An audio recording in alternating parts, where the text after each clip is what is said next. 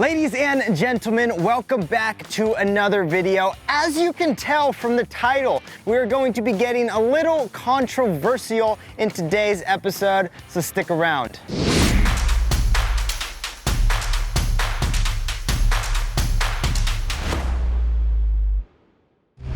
So for today's video, because you enjoyed him so much, we brought Jim Creel back, my pops. What are we talking about today? So today we're gonna get into the top 10 things we would change about the new Bronco. There's more, but we'll stick with the 10. To be completely honest, I found a hard time coming up with 10 things. Some of this is a little nitpicky, and I would like to just put a disclaimer out there that we're total Ford Bronco fanboys. If you've been around the channel any length of time, you know that to be true. But we do have a few things that we want to talk about in today's video from the perspective of if we were on the engineering team at Ford, which I don't think either of us are smart enough to be. At least I'm not. No, but not there. We're gonna cover some fun stuff today, so stick around and make sure you give us your opinions down below. But let's jump into the video. So to start this off, me personally, I still want a solid front axle. Boom! Boom! Right off the bat, the controversy. There you go. Blow it up in the comments. There now you go. Explain to the people from the rock crawler's perspective. Here's the deal. This is kind of a combination of everything I'm seeing break down on the Bronco with the independent front. It's a lot of effort to fix some of this stuff on the trail that people are breaking.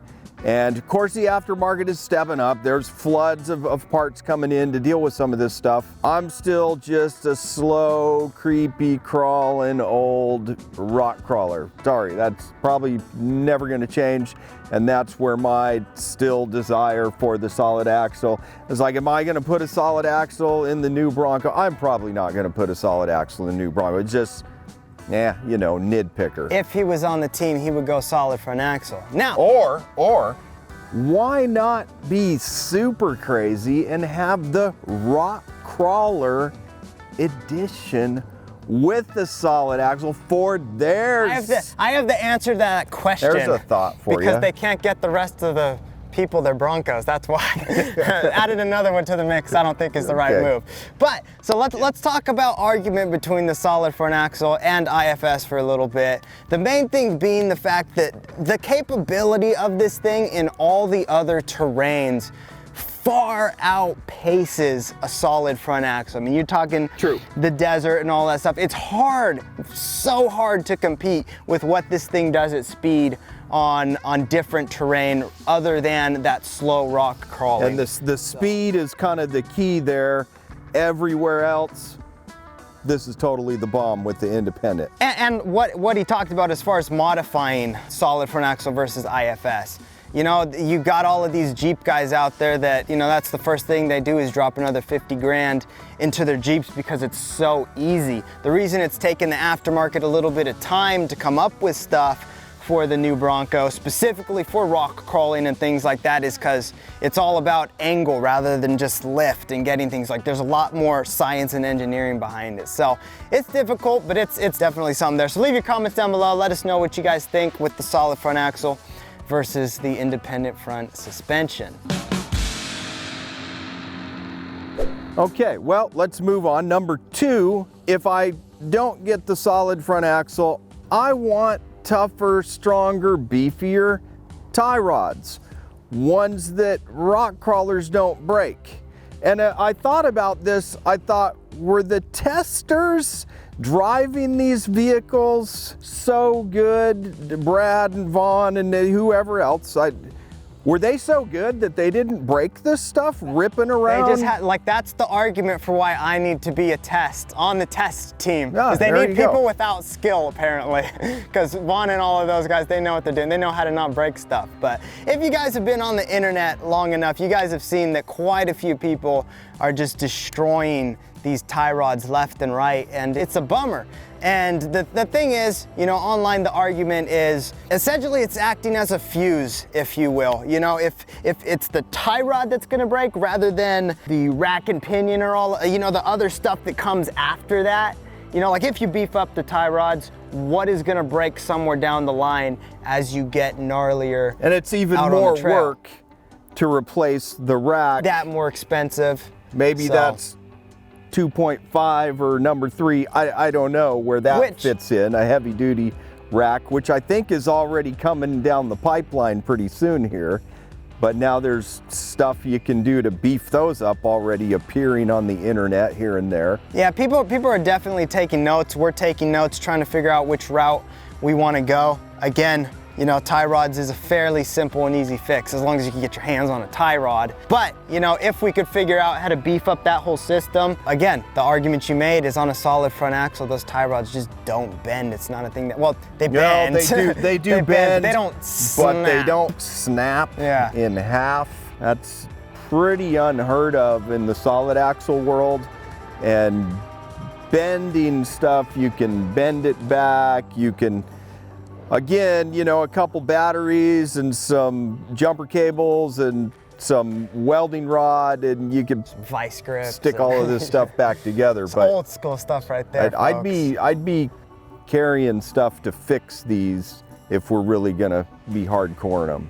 Yeah, so beefier tie rods. Beefier tie rods on the list. Number 3.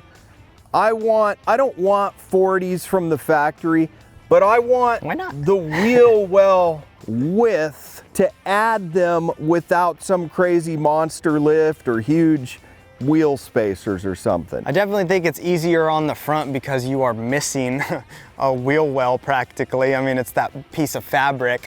On the rear, it's definitely way harder. And it's very confined as to what you can actually fit under there without some big mega lift. Because it's the space from the front to back, and you're right into the body at the door pillar and everything, and there's nowhere to go without some crazy obnoxious amount of work that people aren't going to do. And I'm talking without limiting your travel. We see Broncos, new Broncos with 40s on them already, but they don't look super travel-y. I think these are 3-wheelers, maybe more than 4-wheelers, because there's always seems to be a wheel up in the air.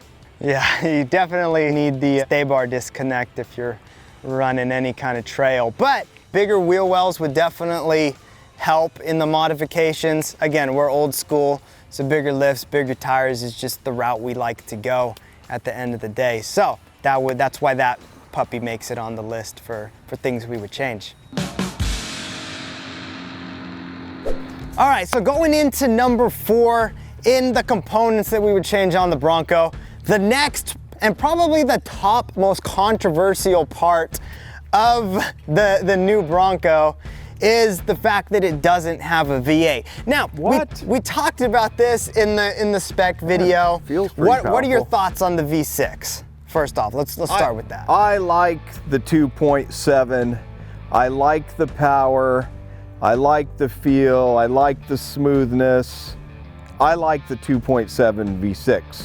Would I like a V8? I'd like a V8. I'd like to see a V8 in new Broncos. And that's kind of the argument. And first off, like, most car guys like more power, and we're not, you know, the new V8s obviously have more power than the new V6s, and the new V6s obviously have more power than the old V8s. The argument is that, you know, it was part of the culture of the Bronco, that V8, which, I mean, it did start with a V6, you know, like for people making that argument. It started with the inline 6. Yeah, is that reality, different? A torque monster. Yeah, it is different. An inline 6 is different from a V6. It is different. And we're learning things every day here, cylinders folks. in a line, yes. That said, one of the biggest complaints about having a V6 in the new Bronco is just how awful it sounds. You know, it's not loud, it's not obnoxious, there's not much that you could do.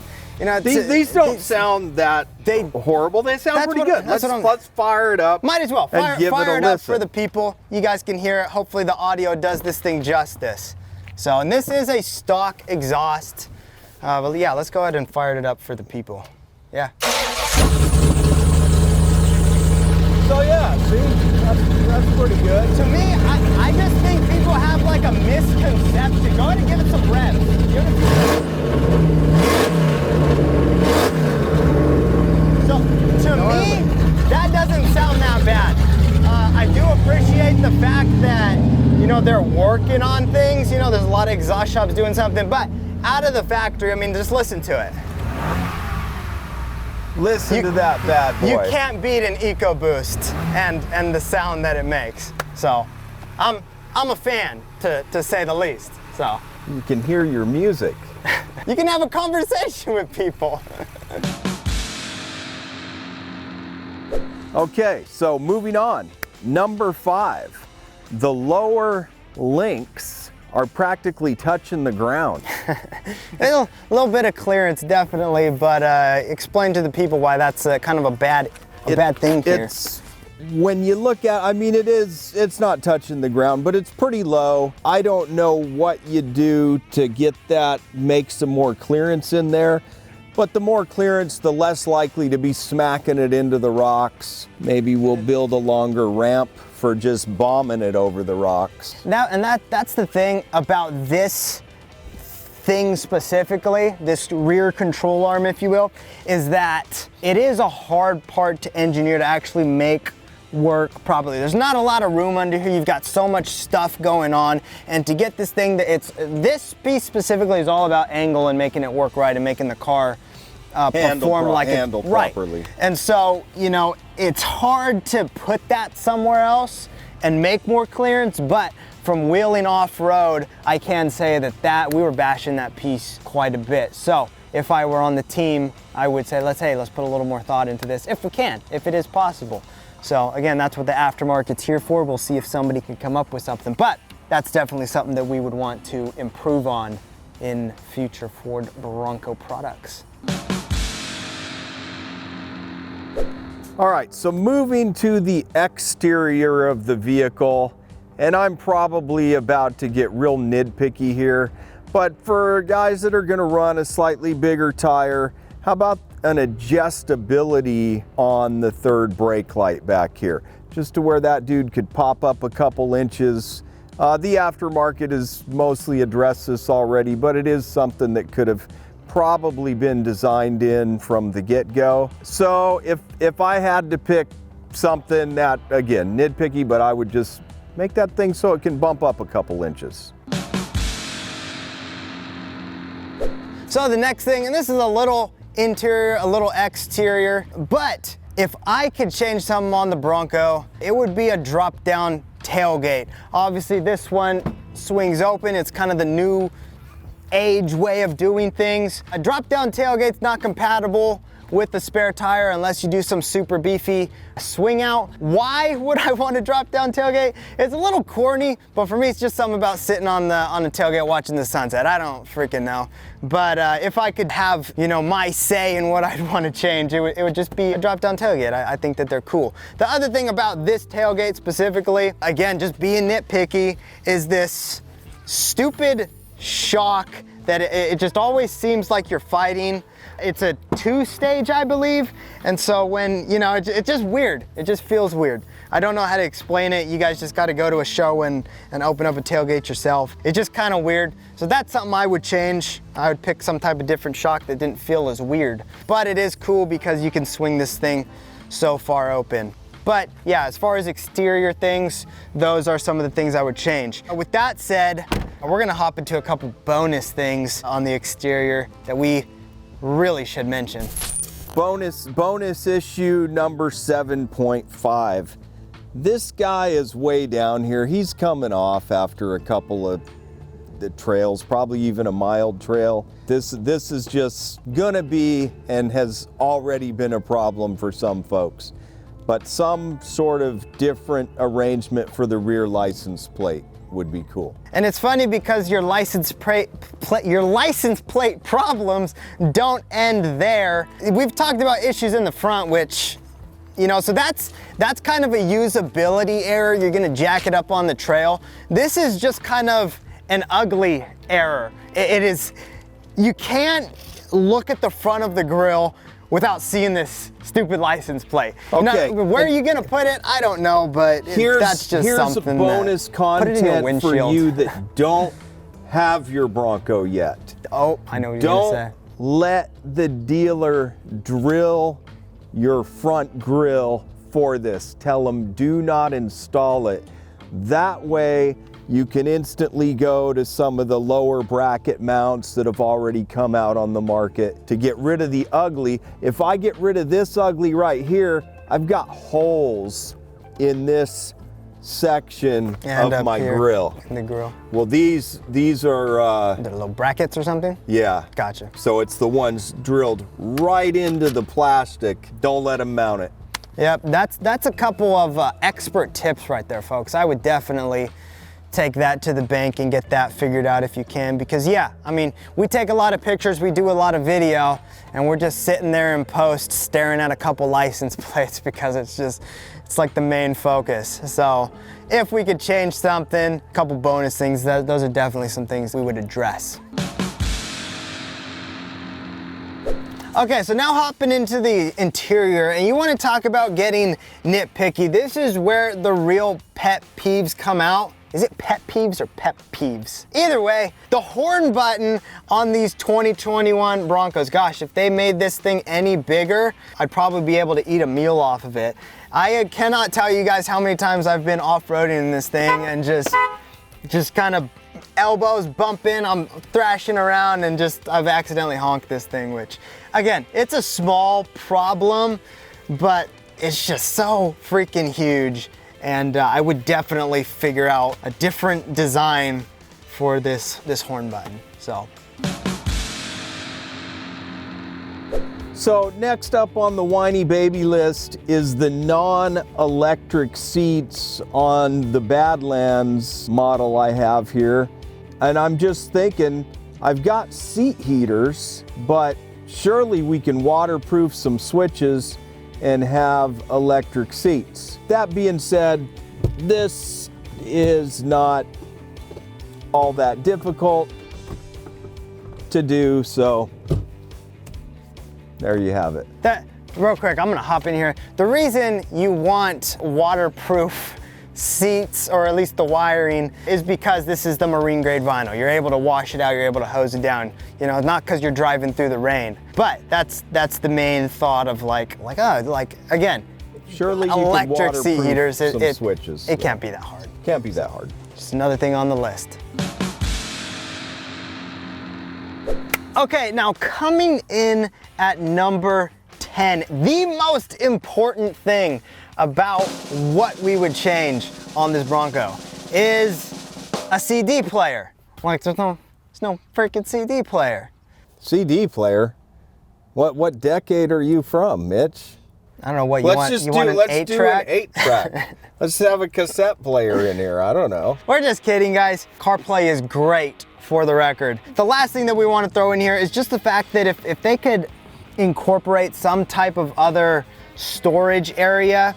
I mean, you can see in here, we've got so much stuff in here. You know, you're throwing your phone, you're throwing other things. If they had something for your wallet and whatnot, it would just make it real nice. A lot of their other vehicles have different things where you can stow some stuff. It would be nice to have more things like that. You could throw it in the center console, but even the center console's a little bit. Center console's kind of dinky. Little small. So, and then obviously the cup holders. There's two of them. Cup holders can always be bigger. Yeah, they could be bigger, there could be more of them. I think these are the only two in here, and I don't know if that's a trim thing or what. You could definitely never have enough cup holders. Yeah, there's actually more cup holders in a two-door Bronco than this four-door Bronco. I didn't even know that. But yeah, no, it's just, you know, like he said, it's the whiny baby stuff of the Ford Bronco. Now you could nitpick a few more things about this thing, but you know, we're gonna kind of call it there. But we are going to hop out of here and talk about some of the bonus things, kind of the thing that we promised in the last spec video when we shared our specs, and we're gonna talk about what we would change about our orders. So let's hop out and talk about some of that stuff. Okay guys, so as far as things that I would change about my order, I grazed over it a little bit in the spec video, but it's the fact that I didn't do enough research and I didn't go with the high or the luxe package. That kind of screwed me over in the long game because I didn't get the front camera, which I wheeled with on some of these other rigs, and it is an absolute game changer for off-road. It makes things so much easier, especially with my stature. I'm 5'6", so kind of seeing over some of those those little hills and some of those rocks that you come across on a trail. It's just super nice to have the front camera.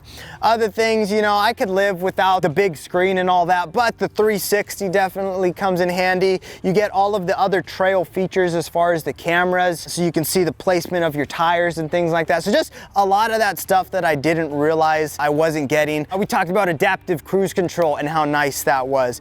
Big loss on my end. Again, I put so much money into this Bronco, and you know, like it was not worth it to save that extra $4 grand or whatever it was and not go with the Luxe package. So that's definitely some stuff that I would change. Now, as far as the overall picture, there's some other things that we would have changed about the orders, which I'll let you talk about that. So in the overall scheme of things, we kind of got 3 of the same new Broncos. The only right? difference was the two-door. the two-door. So no variety.